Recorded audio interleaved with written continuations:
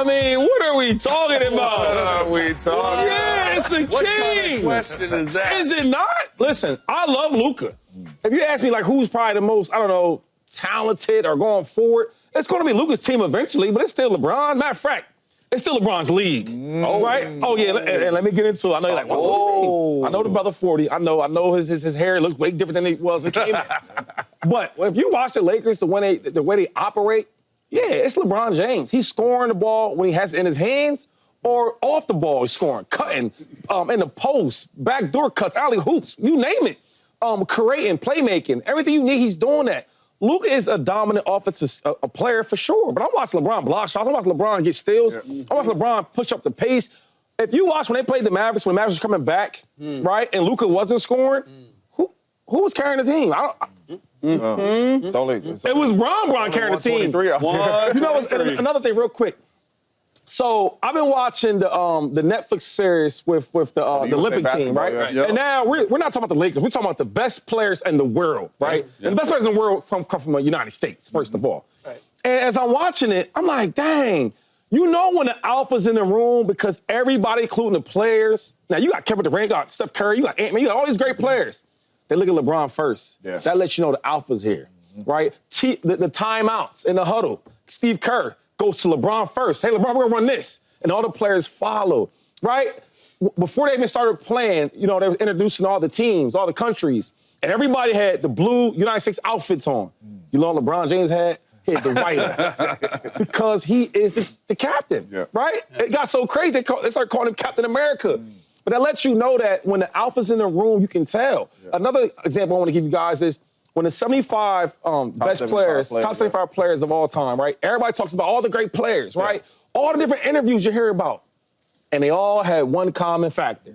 They say, when Michael Jordan walked in the room, you already knew it. I don't care what era you played in. It's the same thing with LeBron James.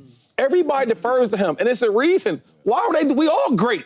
No, LeBron's at the top of the mountain. I think it's his league until either he slows down or he leaves. I like that. I like that. Talking about the Lakers. It's his league. Where are you going with this? I think 100% the Lakers are still LeBron's team. And there's no question about it. Face the league. Without a doubt. You know, we won't get into that. But on the court, though, now, Luka's running the offense. Like you can imagine when one of the top scorers of their generation. He his shoulders were because back. you know it's right. Because you know it's right.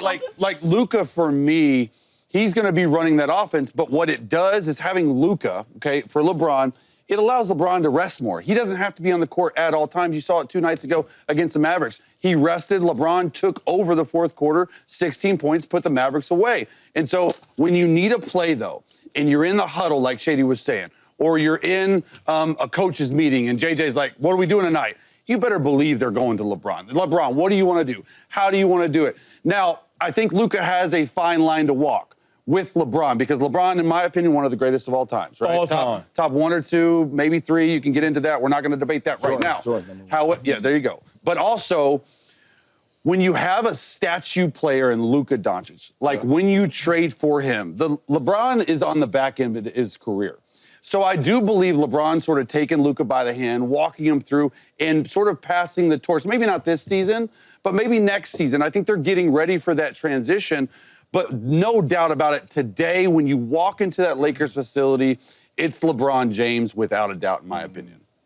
James? So, when you are a superstar player, I was one. A top 5 player in the basketball association, in Luka Doncic, and you come over, you get traded to the Los Angeles Lakers, right? And you play well. You just had a triple-double. You've been playing well at 30+ points the other night, right? Ball in your hands, you're making everybody around the team better. But when you got to say, hey, bruh, is it cool if I get announced last? You got to ask. Can I please? You got just one time, though. Being polite. You know what I'm saying? Would you mind? Just one time? Would he have to do that in Dallas? Well, of course not. Of course not. Because it's his team. Right. When it ain't your team, just like we all ask questions, right? Hey, man, it's cool. I get a day off. We ain't just taking days, right? You got to go to the people that run this place. LeBron runs the Lakers right now. This is LeBron's team, and I truly still believe this is LeBron's league. Because, like Shady said, when you go and you put together against the best players in the world, who was the captain? Yep. LeBron. Who ran that team? LeBron. Even on the basketball court, we're not even talking about leadership-wise. LeBron was the guy they went through during the USA basketball team, too, instead of the last game when Steph took over. But LeBron was the guy. And LeBron is still the guy in L.A. It's a reason why Luka was resting in the fourth quarter against the Mavs. You get your old... We know who we're going through right now. Right now, when we strictly talking, right now, not 3 years from now, not 2 years from now, right now, this is LeBron Let's hear it, James' Slick. team. I feel like we're doing an infomercial for LeBron I'm just saying, James. man. LeBron. They both said team and Holy league. cow. Where are you at? All right, hold on. Look, we can say who thinks they're the alpha of a team, right? It's or whose team it is and who says it's their team. The guys on the team don't decide whose team it is. The opponent decides whose team it is. And I would be with you guys right up until about halfway through the fourth quarter against the Dallas Mavericks. And that's when I saw what I needed to see in terms of who team it is. Let's watch what we got here. Okay, so we're going to go through Luka. Luka, go to work. Go to work. Go to work. Smaller guy on him. Double guy on him. Okay. Now we got to go. We got to go double that dude. Is that Christie? You know what? Double LeBron, again. we're going to let you have a wide open shot. But this is the thing. The Dallas Mavericks said, we are more worried about Luka than we are LeBron James. To me, that says who they are playing through and who they fear the most. And so Luka coming in, of course. I mean, it's LeBron James. You guys just pointed it out. He still might be the face of the league. If I'm coming in, I don't come in like stomping my feet and going, okay, move aside, old man. This is my team. You want to play it right? You want to be polite. You want to be respectful. But even LeBron knows at this point, it's Luka's team. Like so the Lakers have said. knows it. So LeBron, without question. And what I appreciate is LeBron is welcoming it the same way that Steph Curry moved aside for Kevin Durant when they got together. Because he realized. You think it's the same thing? Well, I didn't know if LeBron had it in him to be that, to say, I will take a step back. I will be Kyrie to you. I got some questions. I'm being respectful. You're raising your hand. And I appreciate that. So since Luka has been with the Lakers, who's been playing better? I'm getting somewhere. You gonna say? I don't think Luka has played particularly well. But LeBron has been playing the best, correct? Without question. Another thing I'm thinking about when I watch. Okay, wait a minute. But you finished that thought. Why did you take us there? Don't just like made a point. Yeah, I just want you to agree with me for a second. Well, when I watched that clip, though, if Christie was guarding LeBron, they would do the same. They would double team him. Okay, but who did they give the ball? But really quick though, Slick though, did you hear J. Kidd in the timeout? This is strictly a Luka thing against Dallas. We didn't want you to. We just traded you. We don't want you to wreck this game and have 40. So at any time, if LeBron has 40, LeBron has 40. We didn't trade him from Dallas to Los Angeles Lakers. So this was strictly a Luka. You are not finna have a night against us. So every time you get it, we are going to double team you, especially points wise. So when Luka gets it down there in the post, you are gonna double, and we'll live with LeBron shooting the three. Who had the triple double? Luka did. Okay. But who played the best that night though? Yeah, right. Okay, but who did they play? Who did they play through? LeBron brought it home in the fourth quarter. Yeah. But if we're going to look at the entirety of the game and who had the biggest impact, Luka was getting everybody involved. You're only talking about offense, though. What about LeBron James directing everybody on defense? What about that? What about him directing even on offense? Look, I'm watching him as the captain of the leader. He's pointing out all the decisions. You go here, you go there, you do this, you do that. We see it all the time. When Luka don't have the ball in his hands, you know where he's at? Hold on, a serious question, because I like Luka, though. Yeah. When Luka don't have the ball in his hands, do you know where he's at? He's on the side chilling. Where do you think LeBron is? LeBron's doing cutting back doors, all type of stuff. One thing about LeBron, it's funny, when LeBron went to Miami, I was like, man, how is he going to work with D-Wade coming to his team, right? Because LeBron's used to having the ball in his hands all the time. And LeBron showed me how versatile he is because LeBron can score. This is how they are somebody's IQ. And when you talk about somebody's IQ, it's offense and defense, right? And it's playmaking. When the ball's not in LeBron James' hands, he is still impactful like the ball's in his hands. You see him cutting. You see him getting guys open. You see him doing these different things. Where some guys, when the ball's not in their hand, they're standing waiting for the ball. So I got a question for you, though, Slick, because, James? When we see Luka, we see this dude kind of like baby LeBron, makes everybody around him better, all the right plays. Offensively, demands a double team because they play the same. Really good IQ, right? Makes everybody around them better, right? But it was a time to where Tony Parker and Ginobili was absolutely balling, right? Yeah. Whose team was it? It's still Tim Duncan. You know what I'm saying? So that's for me, like, even though you're coming and you might be the first option at times and all that type of stuff, but you're in L.A., dog, playing with the #2 player of all time. This is Bron's team. Look, we're, what, a half a dozen games in? I know. Yeah. Even if it was Luka 82 games in with Luka. To your point, like, I'm not expecting Luka to, and in the middle of the season, like, he's coming in hot, and you want him orchestrating the defense? He's still trying to figure out everybody's name. He could be there for 35 years. He ain't trying to play no defense. Well, that's fine. But let's not go too far with what LeBron is doing defensively. He knows the team, he knows their personnel, and he knows how they want to play. So, of course, he's going to have a louder voice. I think it's different, though. Like, I got to politely disagree a little bit with what you said, although I agree that it's trending toward Luka and how the defense plays Luka and the Lakers. When you are, and we've sat in meetings, when you're in a meeting, and say you're in a players-only meeting, or you're in a team meeting, or you're on the road, or you're traveling, or coach has a question about what to eat tonight, or coach has a question, not just the basketball stuff, who do you think the Lakers are looking at to answer that question? You answer that question. They're looking at LeBron. LeBron has the answers. Exactly. And so for me, I think that's going to be the case as long as LeBron is on the team. Now, on the court, we can talk about, hey, you know, I actually think having Luka makes LeBron better. If LeBron can hit down those shots, those double teams that you're saying.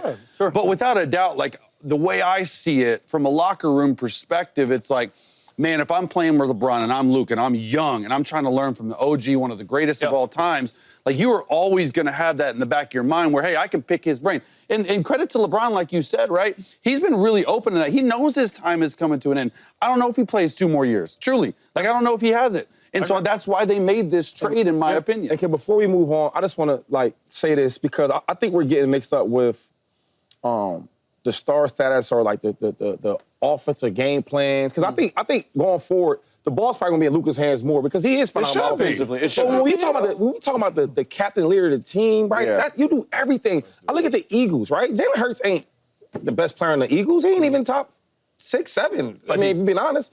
But when you talk about the leader of this team, that's him. Yeah. LeBron, you never have to question LeBron's work ethic. Like, imagine. Understood. But are you going to say it's Jalen Hurts' team? Would you say it's Jalen Hurts' team? Yes. Yes. What do you mean? Okay. Yes. And another thing is, like, if you just look at the Lakers, there's never going to be a question mark on LeBron's work ethic and like, how doubting he is. Like, stuff like that's not going to happen. We listen to how he's spending all these millions of dollars on his body. Couple shout-outs. First of all, Kelce, that's my boy, right? That's your boy. Brett Veach, top 3 GM in the league easily. That's your boy, too. That's my boy for real. Too. All Andy Reid's best players, he go out there and get. And Andy Reid this morning, hey, look, don't ever call me Flavor Flav again.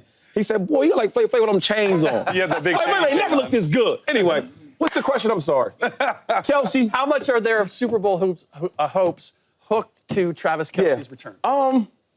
I think it really matters, though, right? And I think everybody's going to talk about just the stats. Oh, well, Kelce's declining. He's not getting the yardage the same. He's not getting the catches. He's not this. And that is true, right? But he's still valuable because defenses are still going to pay attention to him, right? I think once you get other players in there, like Rice, when he comes back from his injury, Rasheed Rice, I think Hollywood Brown, they might sign him back. But he'll get another receiver. I see they're looking at adding one more #1 receiver. When you get them guys, those guys will be like the main guys on the outside. But Kelce is still going to be a big factor because imagine Kelce being your third option. Oh, my God. And the biggest reason I think that he helps them out get there is because the leadership. Yeah. We had talked about all this thing about LeBron James being the leader and all that. That's what Kelce is. There's times in a huddle where we're down or we're not playing well. And Pat's not jumping in everybody's face. You know, Pat's balling. That's what he does. But he's not the most vocal guy, right? He'll say here and there, it's Kelce.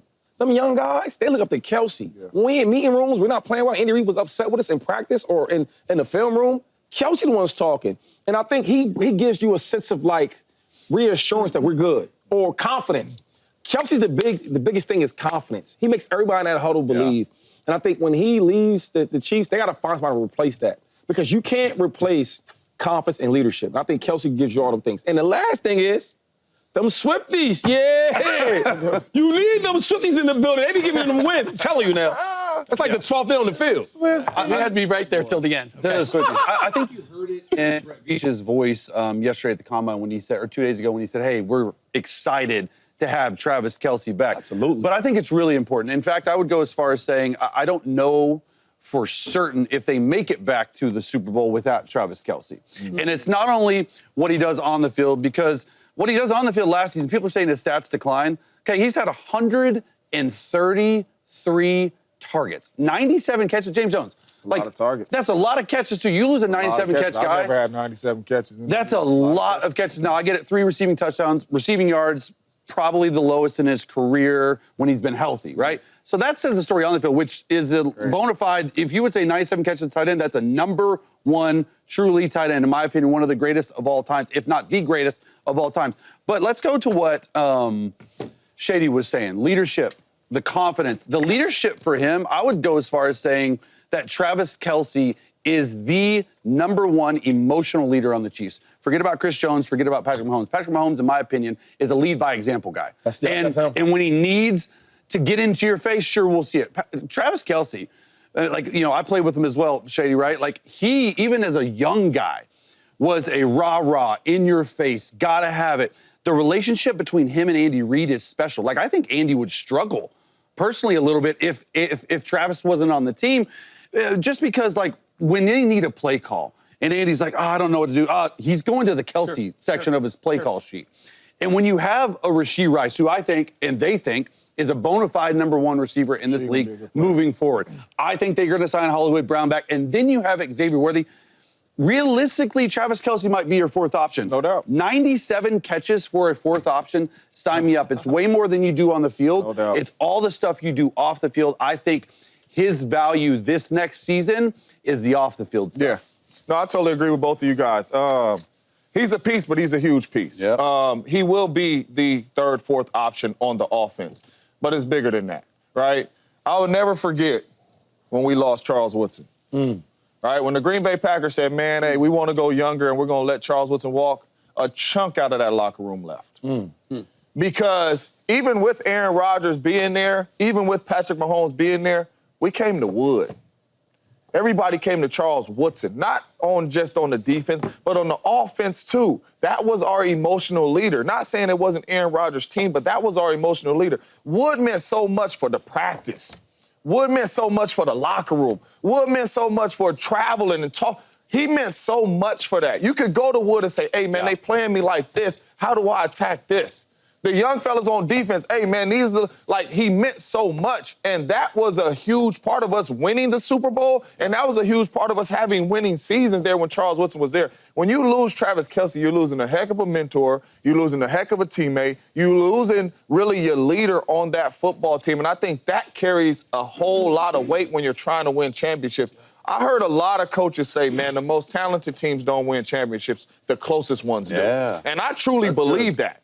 The closest teams, when the locker room is built the right way and everybody's in there for one goal, you win championships. And Travis Kelce's that dude. And then not only that, him coming back, draft another young tight end and let him learn from this dude. You know what I'm saying? And this is how you really get better with Patrick Mahomes. I'm with you on all that. I'm glad you guys brought up the emotional or leadership aspect of it, because I think that's something that we often don't pay attention to and is so big inside the room and in terms of how a team feels about itself.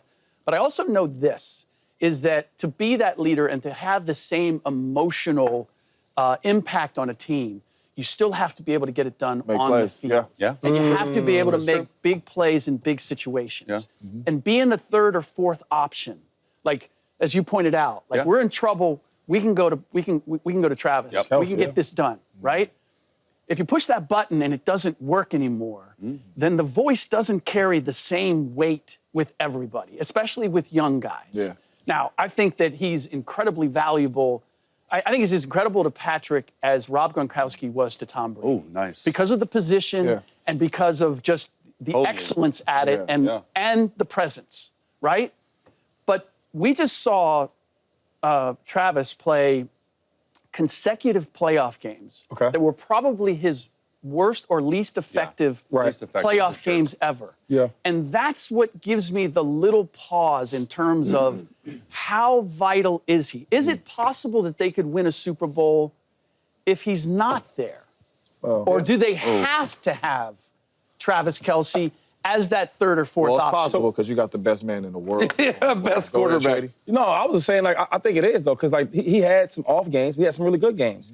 And I want to make that transition to basketball, right? Because I know that's your thing. You love basketball. You know it. You play, exactly, expert in it. It's sometimes where, like, you have a superstar player, right? Like a Steph Curry, okay? You had and times where Klay Thompson was the number 2. He was hitting lights out. But there was sometimes, you know what? Let's get some easy buckets, right? Let's get Jordan Poole in there and give him a easy bucket to get us going, or a Kuminga easy bucket to get us going.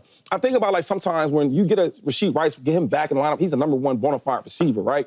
And then you go get a number 2. I don't know if it's going to be Xavier Worthy. He steps up because your first year is hard, but your second year is the biggest leap, right? So I think he's going to have a phenomenal year next year. But there's sometimes where you need just an easy bucket. Yeah. And I think Travis Kelce going to go into more of that lane. Because now he's like, we got to go to him all the time. But what happens now when you have all these speed guys on the outside and different players, and then you know what? Hey, let's get the offense going a little bit. Let's get Kelce on some easy stuff. Because now I'm with you. But I didn't see enough of that in these last few games for me to believe that it's still there. Because now they're gonna have to change the way they run it. We had Andy Reid on here. I got him on here. I forget what we're gonna get him on here. And he was talking to James Jones. He was like, you know what? He was talking about all the weapons around him. And he was like, what makes Kelce special? Obviously who he is and what he can do, but now he's kind of slowing down. Yeah. For him to be super special, you need a guy like Rasheed Rice on the outside, right? You need somebody like Xavier Worthy. When you have these different things, now it can work. So now, when a defense comes in there to stop the Chiefs, it ain't, let's stop Kelce. It's like, let's watch all these other guys. No doubt. And damn, Kelce's doing this thing. So I just feel like sometimes when Chase is talking about just getting a layup, I think when Kelce's going to be this year is the layups. Let's get the drive going a little bit. Third down, red zone. Easy stuff. And not only that, because I understand the button ain't working every time, Slick. No doubt. I understand what you get. With anybody. Yeah. But I'm just saying, for Travis Kelce, bop, bop, bop, bop, bop, bop, bop, you keep pressing that button. Here go 1,500 and 100 catches. The button going to work. But bop, bop. Every now, you know what I'm saying? And that is all you need from Travis Kelce. The numbers chase their show. If Travis Kelce comes out here for the Kansas City Chiefs next year and he has 80 catches for 800 yards and 3 touchdowns, success. If that was another tight end, we would probably be talking about all pro for that tight end. So the button ain't got to work every time. That's true. I remember I was a third, fourth option sometimes, and Aaron Rodgers would get in that huddle and it'd be 3rd and 5, and he'd say, "Hey, strong right 324 Denver. JJ, go get the ball." Jordy in the huddle, Donald Driver in the huddle, Greg Jennings in the huddle. But, hey, I know you can make the play, too, when the game is on the line. So with Travis Kelce, you just got to hit that button every now and then. That's it. Strong right, 324 Denver. Is that the only play you guys ran? That's all the only I can't give up all the plays, man. See, this literally strong right, 324 Tampa, strong right. Okay, all right. Because you say it like 15 times. Y'all have more plays than that. And speaking of the Chiefs, Andy Reid is a huge facility fan now. Let's go. The brother texted me early in the morning and said, Shady, save that money. You looking like Flavor with all them diamonds on. That's what he texted me. Come on now. Was that when you were wearing your big Shady hey, Coach. You at the combine? Well, get another player. Don't worry about me. Save your money, right? Yeah, save your money, baby. Hey, he tell you when you're wrong on some of the topics? Yo, listen, this is why he's such a great coach. He's still coaching. Always coaching you up. When I got my first contract, I had a couple of contracts. Thanks to Andy. The first thing he said, hey, don't go out there and get no crazy stuff, man. Save your money. And I've been retired for 5 years. He been on a run with, what, freaking 6 championships the last 7 years, something like that? And he's texting me to save my money. Did you save your money when your first contract, or did you get something big? I mean, come on, man. What up, YouTube family? Welcome to the facility. Thanks for watching, and you better be sure to hit that subscribe button if you want to get more highlights from the show and all of our exclusive content.